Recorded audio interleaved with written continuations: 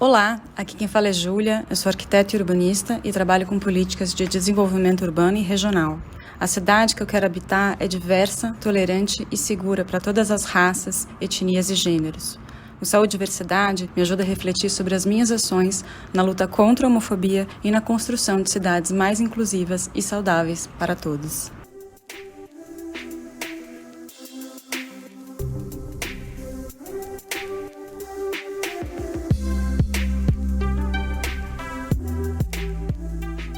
Olá, tá começando mais um programa Saúde e Diversidade, podcast de saúde LGBT, QIA+, o meu nome é Mário César Vilhena, eu tô aqui na pandemia gravando da minha casa e como toda semana eu falo e converso com a minha amiga Vivian Avelino Silva. O nosso programa, ele vai ao ar em todos os tocadores de podcast, ele foi gravado no dia 7 de abril de 2021 e toda quarta-feira vai ao ar pela Rádio USP. Por falar nisso, Vivi, um beijo toda semana pro pessoal da Rádio USP que nos recebeu e nos abrigou com tanto coração, com tanto carinho, com o coração aberto. Você tá bem? Como é que estão as coisas? Estamos passando por um momento muito difícil da pandemia, né, Mário? Ainda. Mas tá tudo bem aqui com a minha família, todo mundo com saúde. E a gente tá feliz em estar junto mais uma vez aqui no podcast. Muito bem. Vivi, hoje é um programa especial porque a gente tem alguns anúncios para fazer. O primeiro deles é que o nosso programa, o nosso podcast vai entrar em recesso. Nossa temporada 1 acaba. E com esse descanso que a gente vai dar, principalmente em respeito a Vivi, que é médica infectologista e tem trabalhado de segunda a segunda, de sol a sol, para tentar ajudar e colaborar no tratamento das pessoas com coronavírus, a gente vai dar esse fôlego. E também para a gente poder repensar, remodelar e trazer uma segunda temporada com várias e várias novidades. A segunda novidade é que todo mundo já conhece, é que o nosso podcast virou Instituto de Saúde e Diversidade, e muito mais do que só o podcast, que já é uma grande coisa. Todos os nossos ouvintes que recebem a gente toda semana com carinho, nós vamos agora poder ampliar nosso nicho de atuação para cursos, palestras, e vamos poder conversar de diversas formas com as pessoas. É isso aí. Quem são os nossos convidados de hoje? Porque hoje não é um, mas são 3 convidados. É isso aí. A gente tem um tema super interessante hoje, Mário, que é do tema dos esportes e as pessoas LGBTQIA+. Hoje temos como convidado Leonardo Braga Nobre, que é jornalista, pesquisador, ele faz mestrado em comunicação e estuda a cena de times LGBT que tem surgido no Brasil nos últimos anos. Além disso, nós temos outro Leonardo Peçanha, que tem formação em educação física, mestrado em ciências da atividade física e também é especialista em gênero e sexualidade. E por fim, o Maurício Rodrigues, que é bacharel em História pela Universidade de São Paulo, com especialização em Sociopsicologia, mestre pela Universidade de São Paulo também e é atualmente doutorando em Antropologia Social. Pessoal, Leonardo e Maurício, muito bem-vindos. Obrigada por estar aqui conosco. Meninos, que delícia! Que maravilhoso essa honra de ter vocês aqui com a gente. Então, e aí, na verdade, o contexto, gente, é que nos últimos anos a gente tem uma visibilidade cada vez maior, né, dos atletas lésbicas, gays, bissexuais, transgêneros, num cenário de esporte tanto de lazer quanto esporte de alta performance, né, esporte competitivo. Muita aparição na mídia e muita atenção em cima desse tema. Basta abrir os jornais que a gente consegue ver o quanto isso tem se tornado importante como modo de demonstrar a existência, como modo de resistir e como também manifestação da possibilidade de atuação dessas pessoas no mundo, né?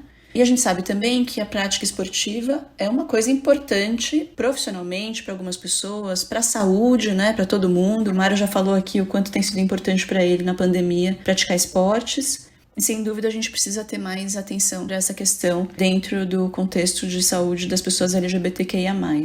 Então, vou convidar Leonardo Peçanha, Leonardo Braga Nobre e Maurício Rodrigues para contar rapidamente um pouquinho da trajetória de vida de vocês e por que vocês estão aqui agora. Podia começar com o Léo Braga Nobre. Olá, pessoal. Primeiro, obrigado, Mário, Vivian, pelo convite. A minha relação com o esporte vem bem de novo, assim. Meu pai, ele tinha um time de futebol quando eu era mais novo e eu cresci nesse meio, né, com futebol, esportes. Com 9 anos eu fui jogar vôlei, então eu joguei vôlei a minha adolescência toda. E quando eu entrei na faculdade, o meu primeiro emprego foi na editoria de esportes, de uma TV afiliada no Espírito Santo da Band.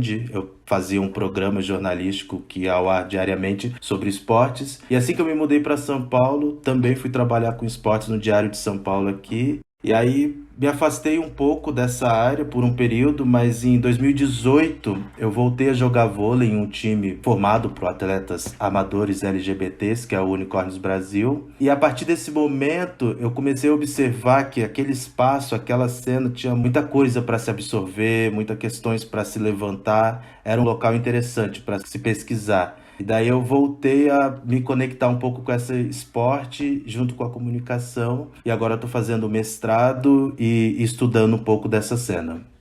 Gente, Unicórnios do Brasil é maravilhoso, né? Eu amei o nome. Léo Peçanha, fala pra gente sobre você. Bom, também queria agradecer, né, a oportunidade de estar aqui. Prazer estar com o outro Léo, Xará, e o querido Maurício, e a Vivian e o Mauro que estou conhecendo hoje.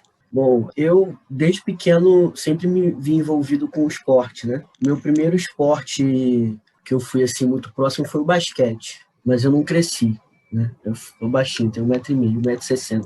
E eu me lembro que, ainda no final do ensino fundamental, eu me aproximei muito do futebol. Eu comecei a participar de torneios de futebol perto da minha casa. Na época, eu era adolescente, então eu jogava ainda no feminino, né? Então, eram jogos, né, de meninas, adolescentes. Isso foi o quê? Na década de 90, 96, 95, por aí. E aí eu comecei a jogar na época, né, o futebol feminino, como infelizmente ainda hoje, né, tem toda essa invisibilização, né, naquela época ainda era mais ainda, né, e por conta de diversos fatores, meu pai, não só meu pai, né, mas eu entendo ele hoje, mas por diversos fatores eu não consegui seguir sendo atleta, né, mas eu quis fazer educação física, então eu fiz educação física, comecei a olhar para as questões de gênero e sexualidade já na iniciação científica e depois também violência, né? Eu pesquisei bullying homofóbico e também formas de violências, tanto na licenciatura em educação física e depois no mestrado também, no ensino médio. E também me voltei a me reaproximar dos movimentos sociais no início dos anos de 2010 para cá, que foi quando eu comecei a participar de movimentações iniciais de algumas instituições transmasculinas aqui no Brasil. Participei de algumas que existem até hoje, como o Instituto Brasileiro de Transmasculinidades, e estou olhando para algumas questões relacionadas à transgeneridade, gênero e esporte. Muito legal, Léo. Obrigada. Maurício? Bem, acho que a minha trajetória talvez seja um pouco distinta. Enfim, minha relação com o esporte, acho que talvez ela é muito baseada numa relação como espectador ao longo de quase toda a minha vida. Quando criança eu jogava muito bola na rua, até gostava também de brincar de outros esportes. Basquete, tinha uma tabela improvisada na casa dos meus pais. E aí, acho que na fase da adolescência, acho que é meio que entra um pouco de um corte, que acho que é o momento em que eu começo a me sentir desconfortável em relação à prática esportiva, isso por conta de algumas exigências relacionadas à masculinidade, né? Então, de sentir que eu poderia vir a ser vítima de algum constrangimento, ou de sentir que eu não me senti tão à vontade, tão bem na prática esportiva, eu abri mão de fazer esportes. Então eu não tenho, ao longo disso, até mesmo nesse sentido mais lúdico, eu meio que deixei de lado a prática esportiva. Mas sempre me mantive como alguém que gostava de assistir várias modalidades, em especial futebol. E aí, enfim, minha formação é em História, trabalhei como educador em espaços de educação não formal, e aí estava fazendo esse curso de Sociopsicologia, e na época,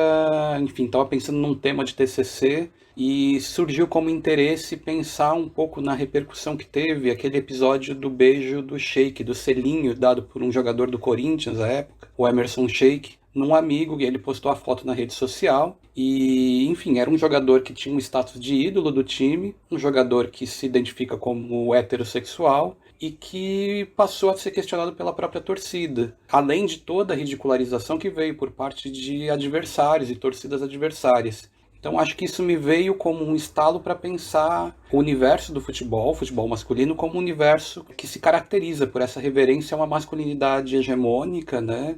Cisgênero, heterossexual, e na medida em que tem atitudes ou performances, expressões que são lidas como destoantes dessa norma, essa pessoa, grupo, vai lidar com represálias. E nessa mesma época foi quando surgem também alguns movimentos de internet, conhecidos como torcidas livres e torcidas queer, que tinham como pauta essa relação do torcer com a inclusão de pessoas LGBTQI+, nas torcidas, que elas fossem efetivamente reconhecidas como torcedoras. Então, isso foi o tema do meu mestrado. Durante o meu mestrado, eu também fui conhecendo esses times amadores, principalmente de futebol, times de futebol amadores LGBT. Acho que daí também veio um pouco dessa ponte, né, com os Léos. Então, daí, eu comecei a ter contato com alguns times LGBT, acompanhar alguns campeonatos e pensar um pouco, né, essa ideia do time LGBT como um espaço seguro e acolhedor para a prática do futebol, por pessoas que, em alguma medida, lidaram com situações de constrangimento dentro da vivência esportiva.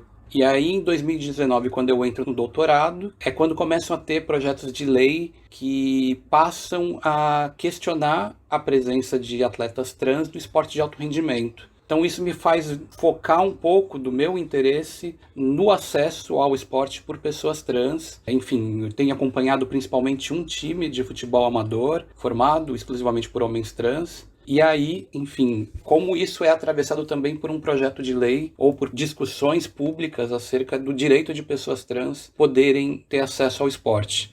E acho que é importante também dizer, né, que eu sou um homem cis, heterossexual, e é dessa forma que eu olho para essas problemáticas, enfim, de onde parte o meu olhar para pensar em todas essas questões. Poxa, Maurício, quando você fala isso, normalmente eu não faço nenhum comentário sobre a apresentação das pessoas, mas a gente colocar e se reconhecer, né, quando você fala, sou um homem cis e observo isso, é tão importante porque a gente reconhece o nosso local de fala, algo que está bem na moda de se falar, e as pessoas confundem tanto local de fala com barreira de fala, né, interdição de fala, e na sua fala fica muito claro que você reconhece que não é uma interdição, mas que você se sensibiliza com outras causas, né, e que você reconhece que você vem de um local privilegiado. Obrigado por compartilhar isso com a gente e falar dessa forma como você falou agora. Se me permite, acho que talvez não só da sensibilização, mas também acho que até de algumas eventuais limitações que eventualmente tenha essa minha capacidade de analisar, abordar e às vezes até mesmo de como me referir desses diálogos e interações que eu tenho dentro desse campo. Perfeito.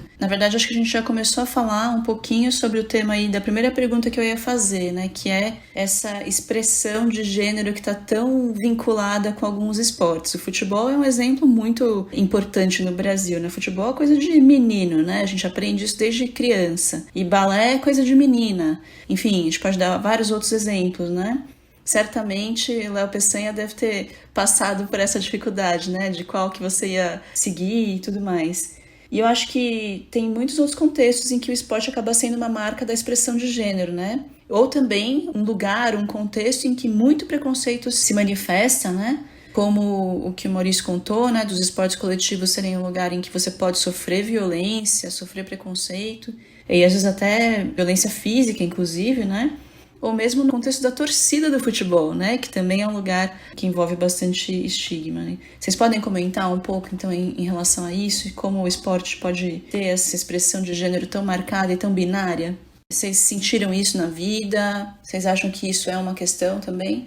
É uma questão que está atravessada por diversos fatores. Um deles é o binarismo de gênero, né? Outro fator é lidar com a diferença de forma negativa, porque não existe essa questão de dizer que, por exemplo, um menino que gosta de balé é uma coisa ou outra, ou uma menina que gosta de futebol é uma coisa ou outra. A habilidade motora não tem relação com sexualidade e identidade de gênero. Isso é muito mais uma condição onde as crianças ou os adolescentes, as pessoas, trazem da sua vida, da sua interação com a cultura, com a família e os amigos, e elas, de alguma forma, vão no esporte também interagir dessa maneira. E isso não tem relação com quem a pessoa é. Ela pode ser como pode não ser.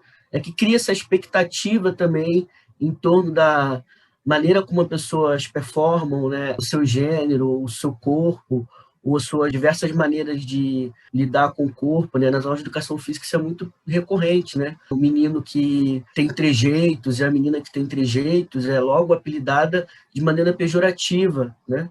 Isso não quer dizer nada, Então, isso é muito naturalizado e tem muito a ver com essas marcações de gênero que, se ainda na educação física se fala de esporte de reserva masculina e reserva feminina, né? Tem autores que ainda falam assim.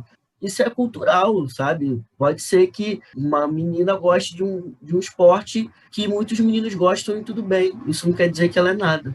Mas culturalmente, né, por conta da estrutura, né, desses binarismos, do que é ser homem, do que é ser mulher, como que é ser homem ou mulher, isso acaba que é naturalizado. E complementando o que o Léo fala, eu vivenciei muito isso, porque como eu falei, né, eu venho de uma família no qual meu pai, meus tios e primos jogavam futebol. Então eu, por consequência, deveria também ir jogar futebol, mas eu fui jogar vôlei. E a partir do momento em que eu vou jogar vôlei, eu já sou colocado em outro lugar, né? Como o gayzinho da família, o cara estranho, simplesmente porque eu não ocupo o lugar que eu deveria ocupar, que era o futebol que todo mundo estava fazendo, né? Então isso é, como ele falou, é muito cultural isso, né? Eu acho que talvez um complemento que eu poderia fazer, talvez não tanto baseado na minha vivência, mas aí pensando um pouco em complexificar, né, esse olhar que às vezes, enfim, ainda se tem um olhar ainda hegemônico que pensa o futebol como um universo masculino, e aí essa ideia de uma expectativa, né, de cisgeneridade, heterossexualidade,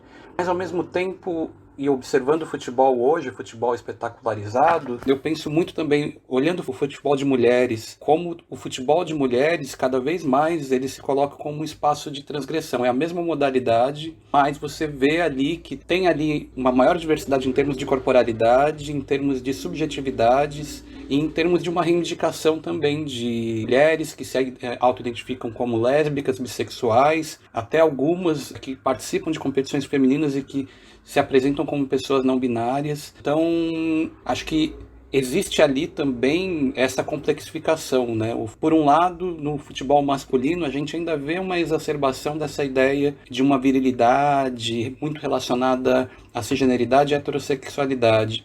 Mas no feminino a gente já vê o futebol feminino, o futebol de mulheres, talvez até por já ser algo que é totalmente fora da norma, né? Porque o corpo norma não é o feminino, é o corpo masculino, cisgênero heterossexual.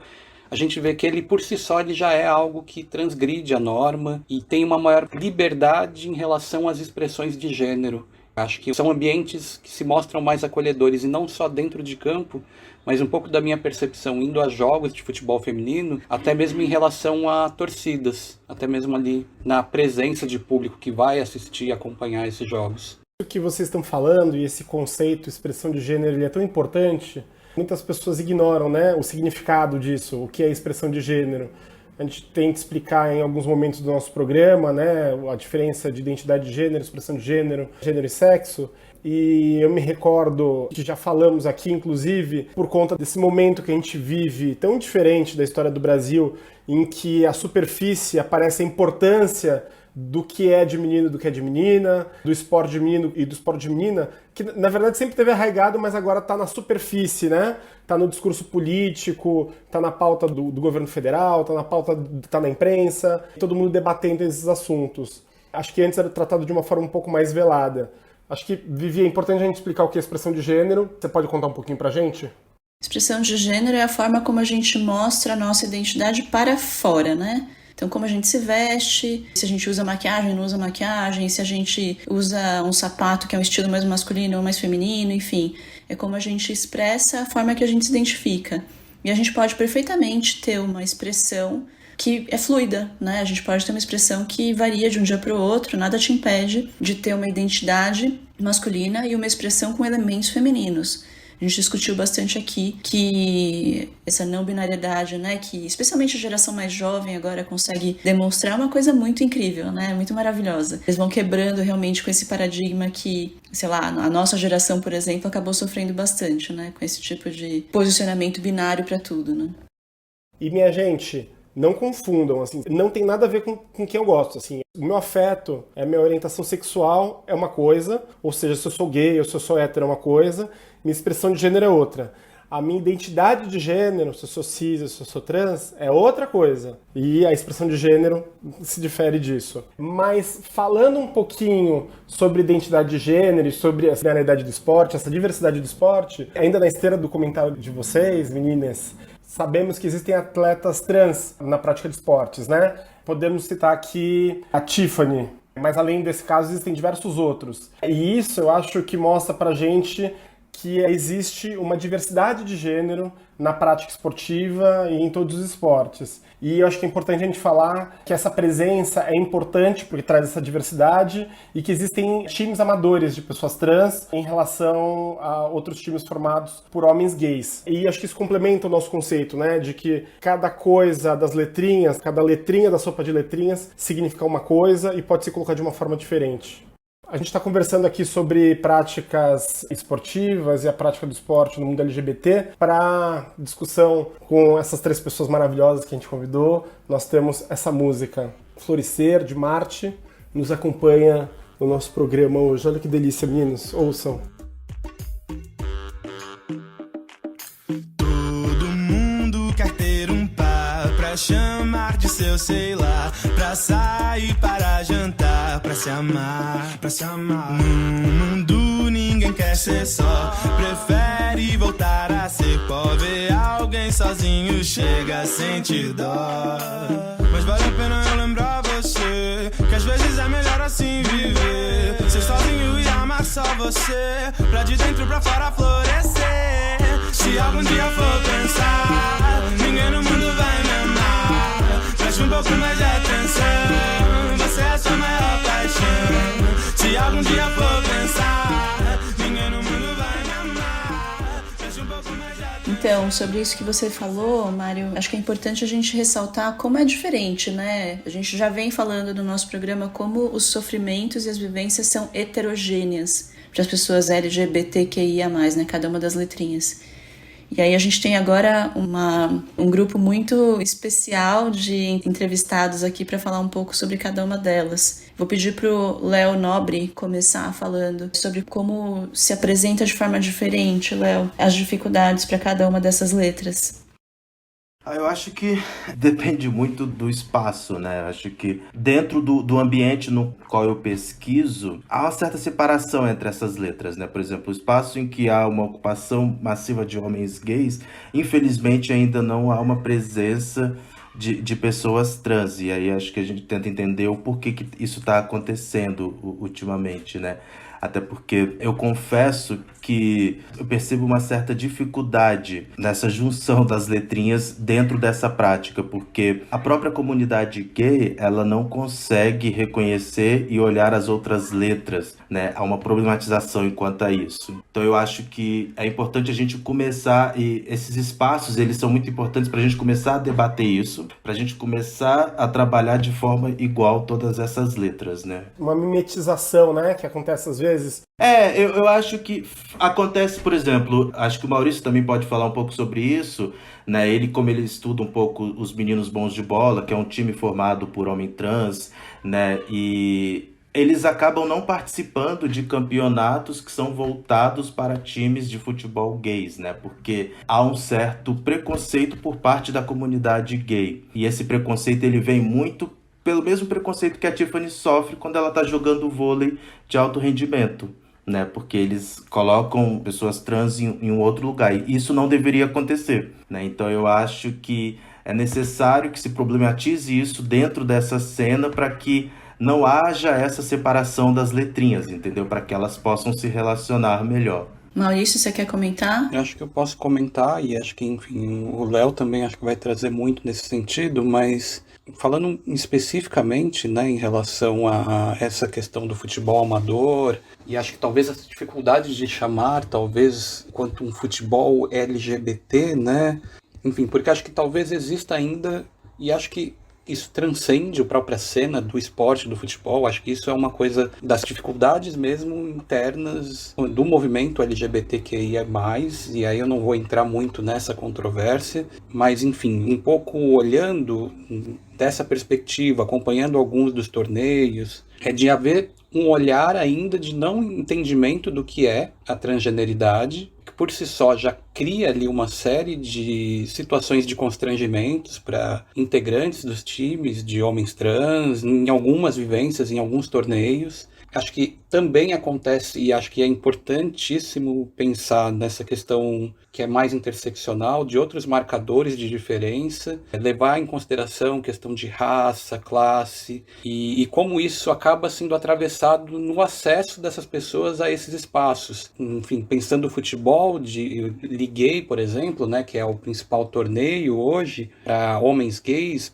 e bissexuais, ainda é um torneio cujo acesso é um acesso muito restritivo. É uma condição de um esporte amador, mas o acesso a participar desses torneios, de viajar, é um acesso muito restrito. Então, pensando isso na realidade de homens trans, do time que eu acompanho, na sua maioria, jovens, negros, periféricos, com dificuldades também, em alguma medida, também de ter acesso ao mercado de trabalho.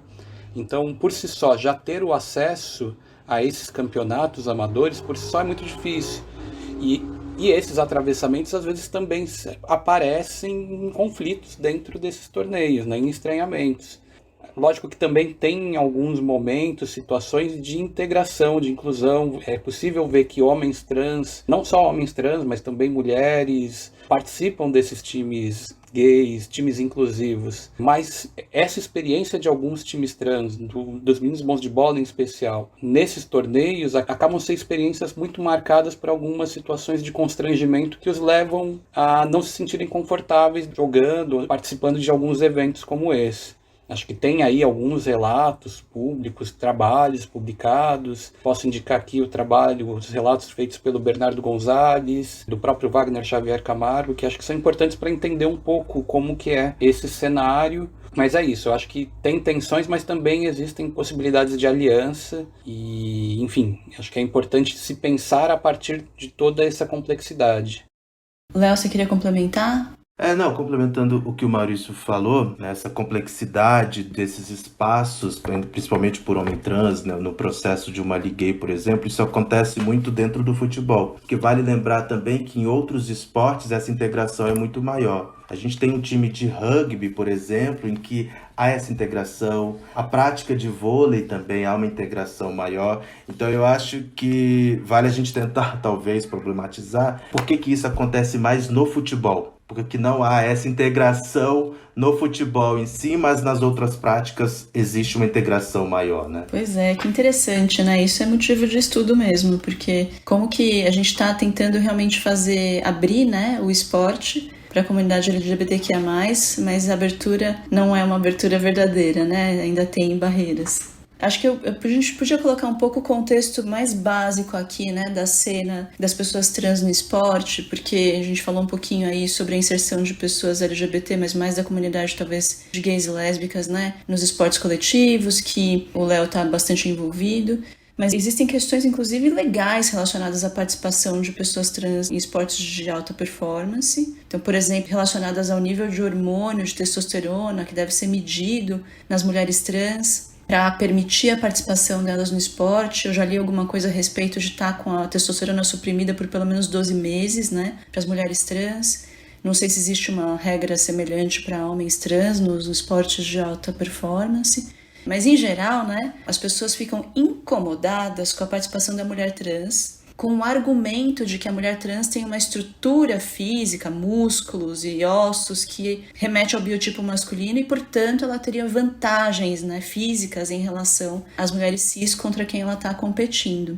E a gente já teve aqui em outros episódios do podcast uma discussão sobre processos transexualizadores em que a gente entende que a pessoa pode fazer bloqueio hormonal desde a puberdade e fazer uma terapia que de fato deixa suprimida a testosterona, que é o hormônio que é o mais importante, né, para manter os caracteres masculinos e estrutura muscular, etc., com essa vantagem toda, né? Então acho que tem 2 pontos para a gente discutir, né? Qual que é o cenário, né, da participação de pessoas trans, esse contexto todo legal e a regulamentação, né? E também o fato em si de que as pessoas só estão incomodadas com mulher trans pela vantagem física. O restante não é sequer colocado na mesa, né? Você pode falar pra gente, Léo?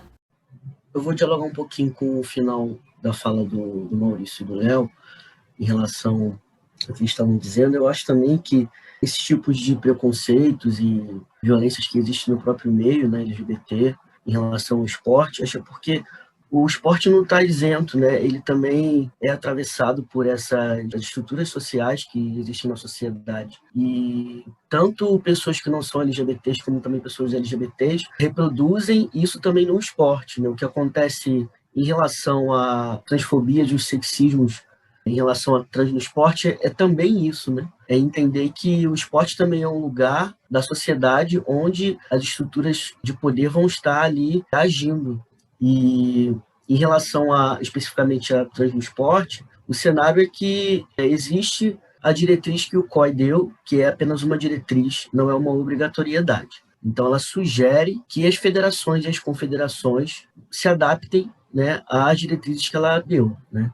Existe uma gama de procedimentos que mulheres trans devem fazer e que homens trans não necessariamente precisam fazer.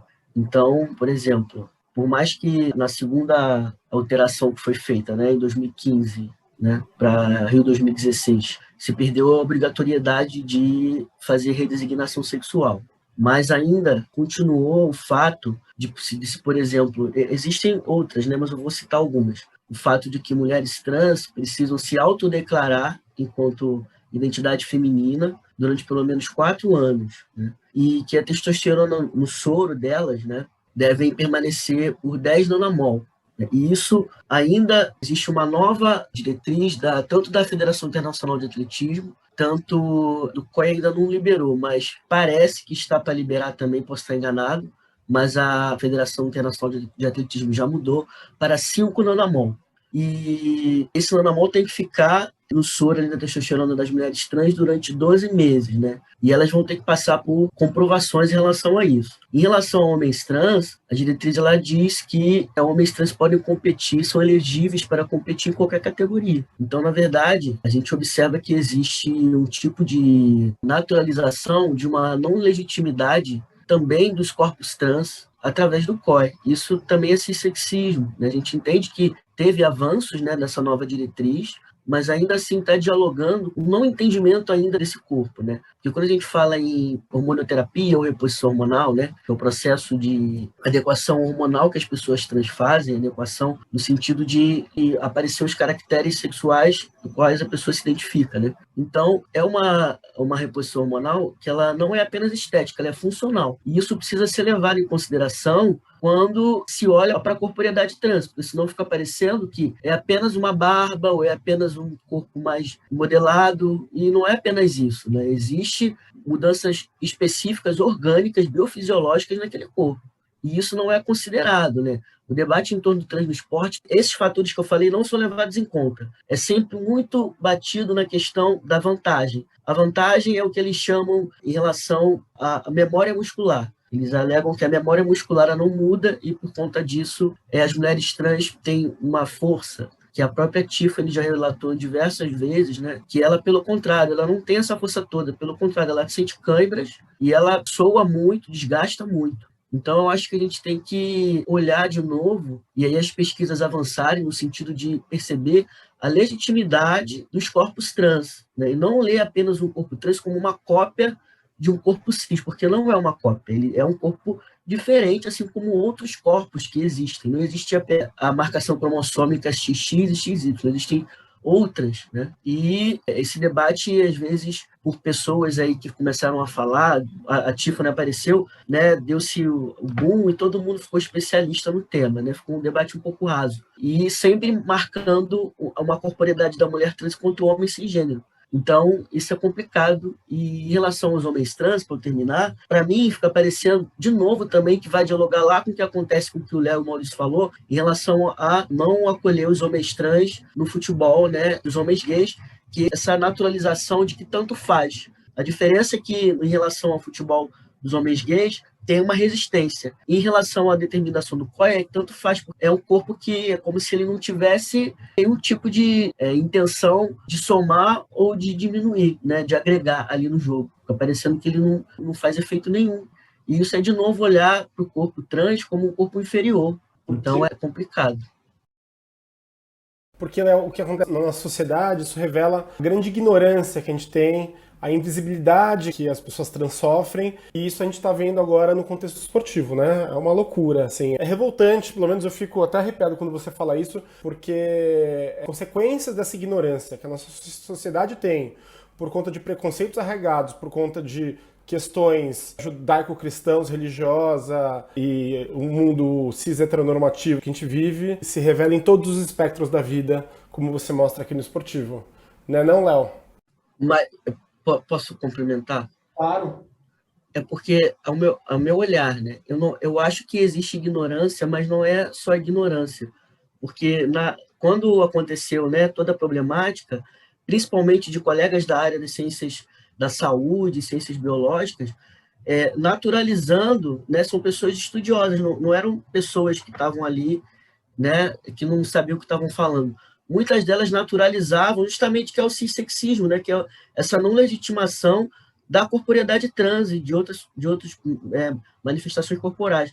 Então, existe sim essa ignorância, mas existe também um ódio, né, e não querer que aquele corpo, que aquela pessoa, que aquela identidade esteja ocupando aquele espaço.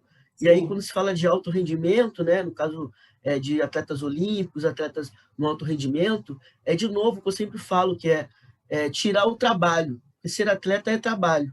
E uma das vulnerabilidades que nós, quanto pessoas trans, passamos é trabalho. Então, é dizer de novo que até no esporte, aquela pessoa também não pode estar trabalhando. Né? Não pode usar o banheiro, não pode ter emprego, não pode ocupar espaço nenhum, né? Exatamente.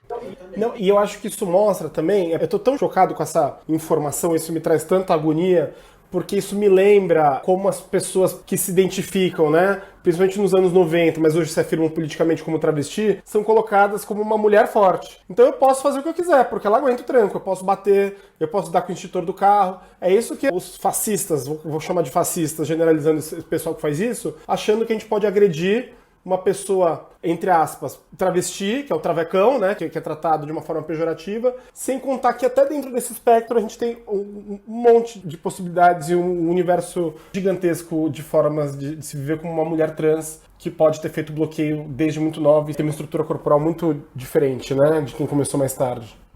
Eu só queria fazer, na verdade, um complemento, pensando nessa dificuldade de aceitação de corpos trans, e aí pensando o esporte, mas não só o esporte, mas justamente porque se coloca em questão o próprio binarismo que é pensado e é estruturado o fenômeno esportivo. Então, na medida que esse binarismo ele é questionado, a presença trans ela é entendida como, entre aspas, um perigo para o esporte. E é muito interessante perceber, né, que, enfim, se tem todas essas orientações, diretrizes que o Léo colocou em relação à adequação de mulheres trans para participarem de competições esportivas oficiais e a concessão que é feita, entre aspas, concessão em relação a atletas transmasculinos, mas numa expectativa de que esses atletas não consigam resultados destacados. E na medida que conseguem resultados destacados, e aí a gente tem a Tiffany para mostrar o exemplo dela, se questiona ou os parâmetros que foram estabelecidos para que aquela pessoa pudesse estar no ambiente esportivo.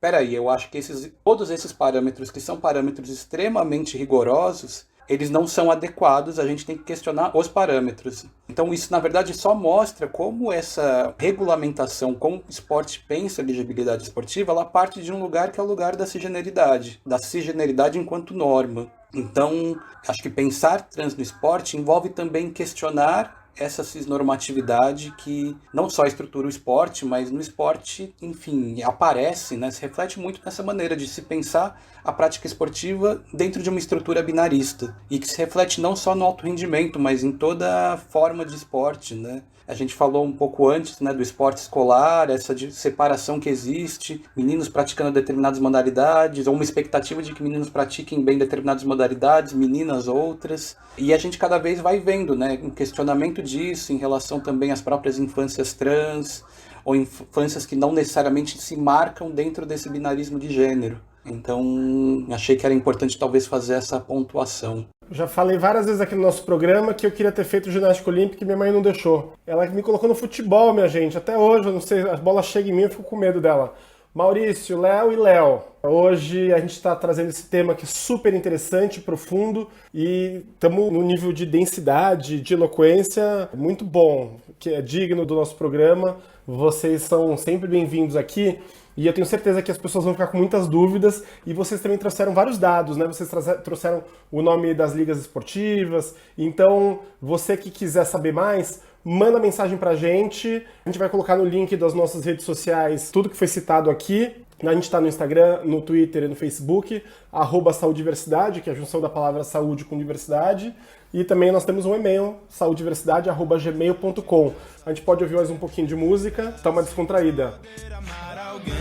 Precisa se amar também, pra não ser só aparência e ir além. E vale a pena eu lembrar você, que às vezes é melhor assim viver. Ser sozinho e amar só você, pra de dentro pra fora florescer. Se algum dia for pensar, ninguém no mundo vai me amar. Preste um pouco mais de atenção, você é sua maior paixão. Se algum dia for pensar, ninguém no mundo vai me amar. Preste um pouco mais de atenção, você é sua maior paixão. Não, não diga não pro seu próprio coração. Não, não diga não. Preste um pouco mais de atenção, mais de atenção. Acho que agora, por último, a gente estava falando um pouco sobre como estar em quadra, né, praticar o esporte, seja ele de forma amadora ou profissional, é um ato de resistência também, né? Vocês concordam com isso? Um pouco dessa minha vivência e olhando, né, um pouco para esse universo do esporte, desse futebol amador, acho que sim, é sim uma forma de resistência, porque é você trazer, agregar outros sentidos, né, para uma prática esportiva. É uma forma de dizer que o futebol não é só isso que se diz tanto. Não, existem outras formas de se jogar bola, de se pensar o que é futebol, o que é fazer parte de um time.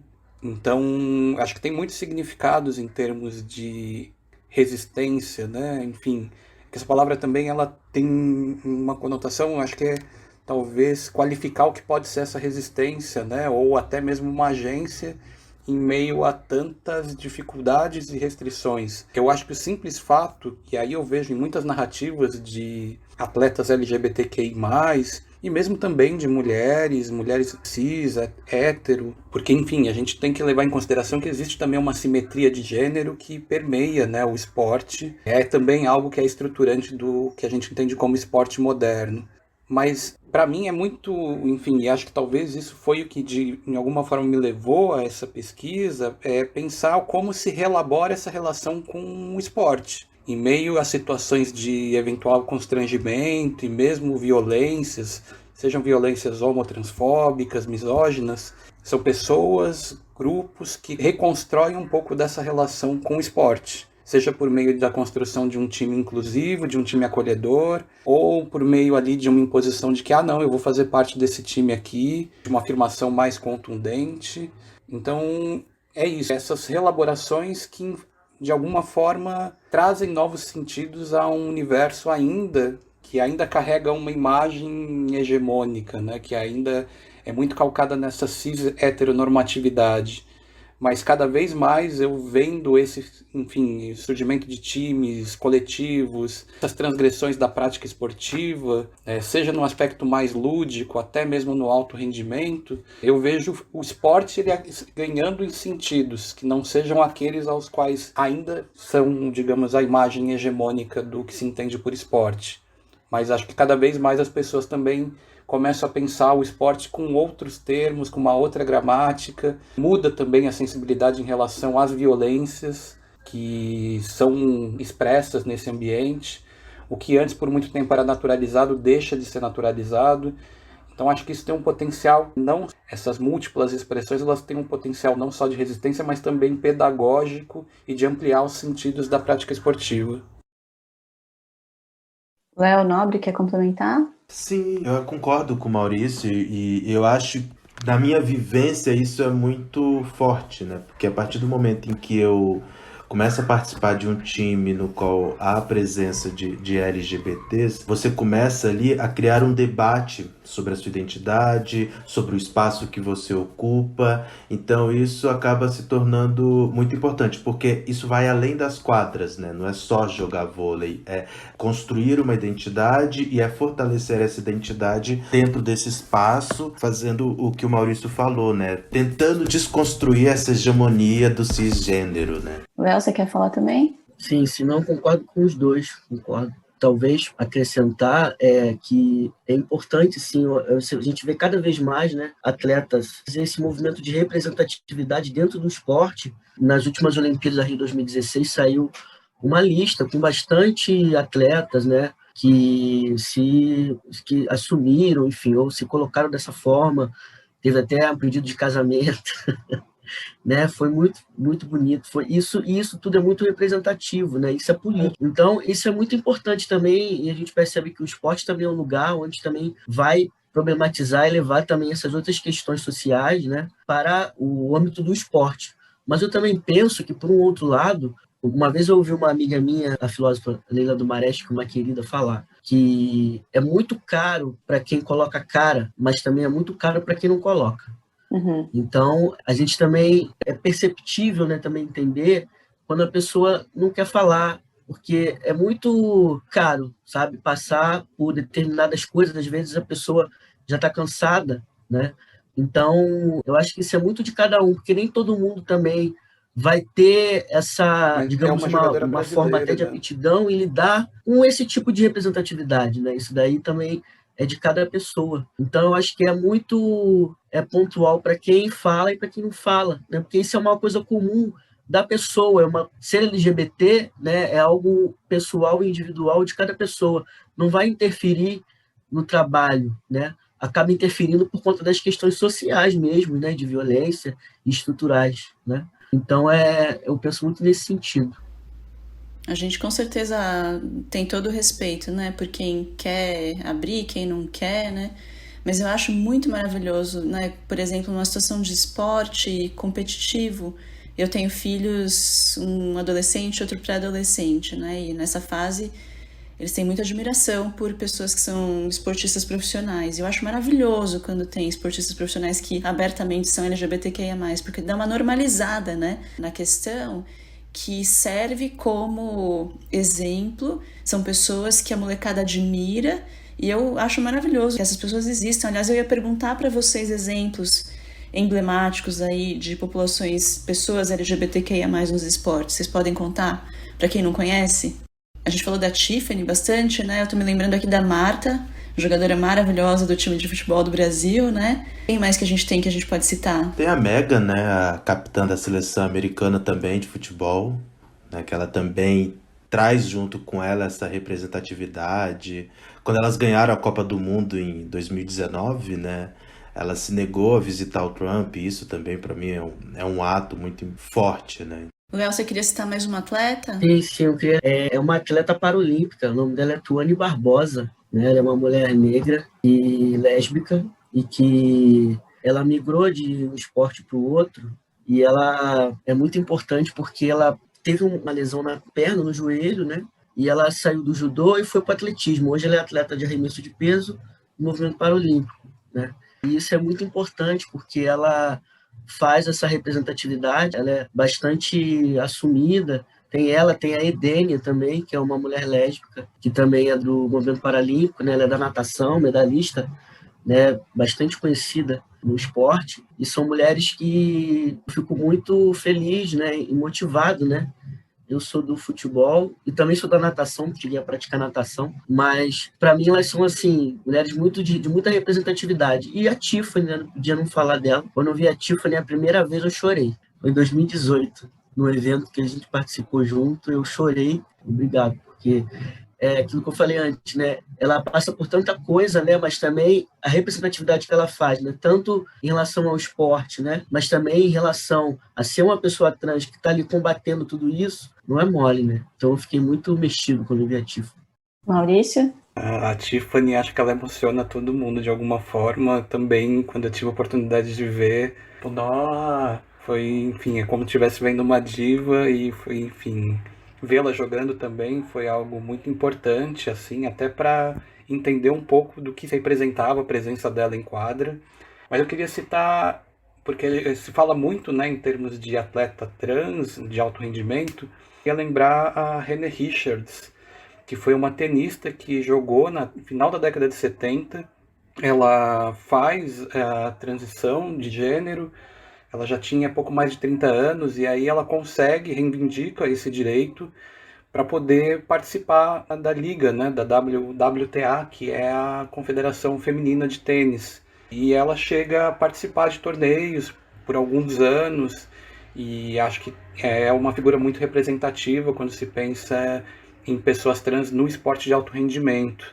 E no futebol, enfim, voltando para o campo que eu estudo, né, e aí falando de um jogador, um futebolista gay, que chegou, ainda enquanto um atleta profissional, a se declarar publicamente como gay, e aí acho que tem a ver até com a dica cultural, que eu falarei no final, que é o Justin Fashanu, que é um jogador inglês, de origem nigeriana, e que no final da década de 80, início da década de 90, ele fala publicamente, torna pública a sua homossexualidade, e que é o primeiro caso conhecido de um atleta gay no futebol alto rendimento, né, de ligas profissionais. Então é uma história muito interessante, também tem alguns contornos muito difíceis, penosos. Enfim, ele é uma história também muito atravessada pelo racismo, por questões que envolvem também a questão de nacionalidade. Enfim, ele acabou também dando fim à vida de forma muito precoce. Então, por conta também de acusações que acabaram não sendo confirmadas, questões de abuso de menores que não foram confirmadas, que foram posteriormente arquivadas. Então, acho que a lembrança do Justin Fashanu é importante também para demarcar que existem atletas que, enquanto profissionais, tornaram pública a sua homossexualidade e tiveram que lidar com uma série de constrangimentos em função disso. E aí achei importante pontuá-lo. Eu também falar de mais um último, que esse é muito importante, que eu sempre falo dele, que já me ouviu falar sabe, que é o Patrício Manuel. Ele é considerado o primeiro homem trans a vencer uma luta, ele é atleta de boxe, a vencer uma luta contra um homem cisgênero, né? Até todo aquele estereótipo, toda aquela problemática em relação à não legitimidade, né, da força, da corporeidade transmasculina, e ele vence, né? Foi em 2019, foi uma luta de 5 rounds, e ele tem toda uma trajetória, fez uma adequação de gênero também mais velho, né? E ele continua no boxe. E ele tem toda uma representatividade também nas questões trans e nas questões relacionadas à raça. Ele é um ativista também, né, bastante atuante. E o Patrício Manuel é bastante importante porque ele tira desse lugar de não legitimação enquanto homem trans que não tem como vencer, né? Ele já venceu, já aconteceu. Adorei a menção, Leonardo, obrigada. Vocês sabem que quando a gente está falando dessa representatividade, dessa mudança de paradigma no mundo dos esportes, e tem várias associações que a gente pode fazer, né? Eu me lembro que quando eu era criança, acho que nós temos mais ou menos a mesma idade, todos aqui, vivia num mundo onde as pessoas não usavam cinto de segurança e onde se fumava em todos os lugares. E hoje a maioria das pessoas, né, é uma coisa que é patente, as pessoas usam cinto de segurança na maioria e fumar no Brasil em lugares fechados é uma coisa que é socialmente não aceita. Eu espero tanto, assim, que esse tipo de conversa que a gente está tendo possa ser olhado como uma coisa do museu, uma coisa do passado daqui a alguns anos, por essa nova geração, como por exemplo a geração dos filhos da Vivi, e possa falar, nossa, houve um momento em que a população LGBTQIA+, sofria tanta violência, e que a gente consiga olhar isso com distância, com aquele distanciamento de algo que aconteceu no passado. Que possamos lutar para que isso aconteça, né, minha gente? Bom, gente, agora a gente vai para o momento cultural do nosso programa. Toca a vinheta, Amanda! Momento de cultura transviada. Nesse momento, Vivi, eu e os nossos convidados trazemos alguma dica cultural. Nós sempre começamos pelo nosso convidado. Normalmente a gente tem um convidado só, hoje nós temos 3 convidadas. Vou pedir para o Léo Braga. Léo Braga, você pode falar para a gente qual é a sua dica para os nossos ouvintes? Tem um livro que eu tenho indicado para muita gente, que eu acho que é muito importante para a gente realizar um debate. É um livro que faz uma análise e tem questionado alguns valores, né, da nossa sociedade, para a gente começar a pensar essa sociedade de uma outra forma, que se chama Ética Bicha, do Paco Vidarte, né, que eu acho fantástico. E tem um curta doc, né, ele é um pouco antigo, ele tá até no YouTube, né, meu espanhol tá um pouco arranhado, mas eu vou tentar falar, que é Essa Mulher Corre Como um Hombre, conta a história da saltadora de varas, Maria José Patino, que perdeu todas as suas medalhas porque ela foi fazer um teste e ela não foi considerada mulher porque os níveis de testosterona dela estavam diferentes. E aí entra um pouco naquilo que o Maurício e o Léo já falaram sobre a questão dos cisgêneros dentro do esporte, né? Então, essas são minhas duas dicas, assim. Maurício? Enfim, eu fiz a referência ao Justin Fashanu e tem um documentário que eu acho que ainda está no Netflix, que é um documentário chamado Forbidden Games, The Justin Fashanu Story. É um documentário que conta um pouco da história do Justin, da carreira dele, enfim, o início de um jogador que era lido como promissor e que depois ele acabou passando por uma série de constrangimentos e violências, justamente em função da homofobia e da recusa de aceitação em relação à sexualidade dele. E de livro, enfim, eu pensei aqui, né, no livro Viagem Solitária, que é a autobiografia do João Nery, que é um livro maravilhoso. Enfim, acho que é uma figura que precisa ser conhecido, né, como o primeiro homem trans masculino, mas acho que tem muito mais complexidade na história dele. Enfim, acho que entender um pouco também a maneira como ele vai fazendo nessa releitura de 30 anos depois, ele vai, enfim, reinterpretando essa história de vida dele, uma trajetória de vida maravilhosa. E, se eu puder dar uma terceira dica, assistam Pose, acho que todo mundo assiste, mas enfim, se não assistem, tem que assistir porque é maravilhosa a série. Leonardo Peçanha, com seu sotaque fluminense. Então, Maurício, você falou do João Nery. O João Nery foi atleta, né? Ele foi campeão brasileiro de saltos ornamentais. Tem lá no livro dele, nesse livro que você citou, tem lá a foto dele, né? Foi campeão, ainda no feminino, mas ele foi campeão. Ele também foi um atleta, então, tanto de coisa que tem em comum com o João, né? Então, é um querido que, né? Eu vou sugerir 3 filmes e uma peça. Eu vou começar do mais conhecido, que é o Moonlight, Sob a Luz do Luar, que é o filme ganhador do Oscar 2017, né?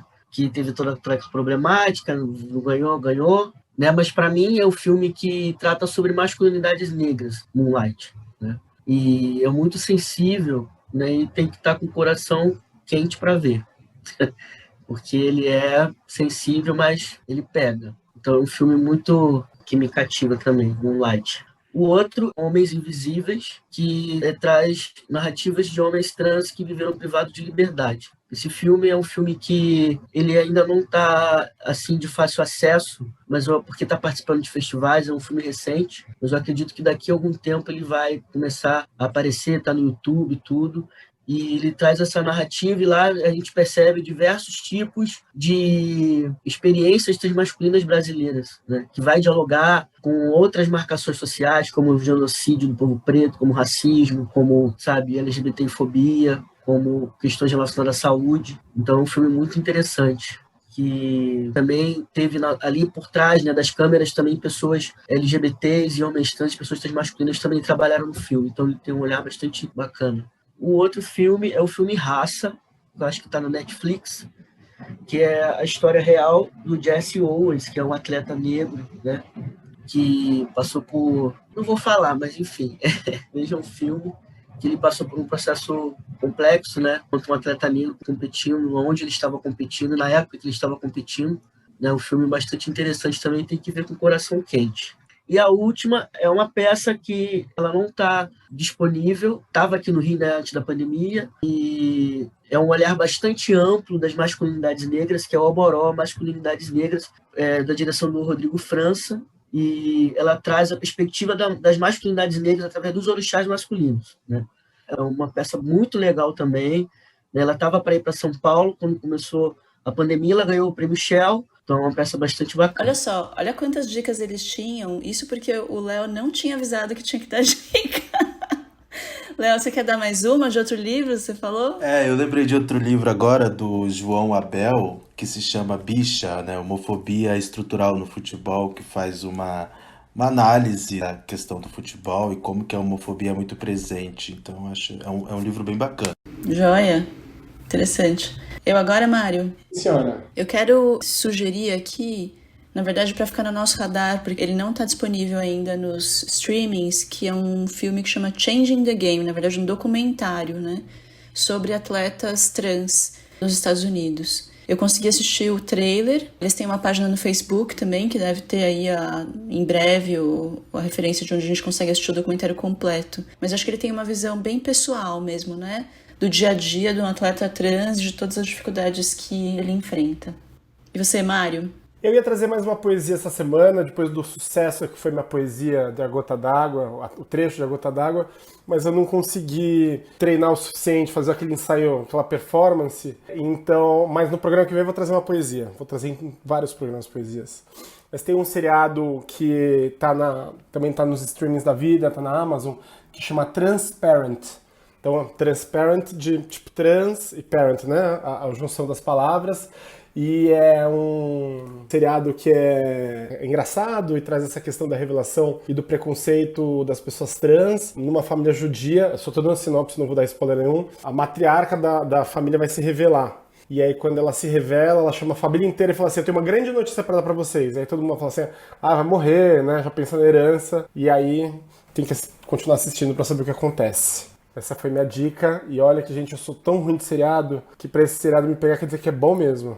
Gente, gostei muito da conversa, aprendi tanta coisa. Muito obrigado pela presença, foi uma honra. Não, a gente vai precisar da presença deles mais vezes, né, Mário? Porque eu acho que a gente tem aspectos mais, detalhes e coisas mais profundas para discutir sobre essa questão, né, do esporte. Me sinto muito privilegiada de ter ouvido vocês. Obrigada, viu, gente? E se você tiver mais dúvidas sobre o tema, manda mensagem pra gente, @saudiversidade, saudiversidade@gmail.com. Leonardo Peçanha, Leonardo Nobre, Maurício, muito obrigada, gente.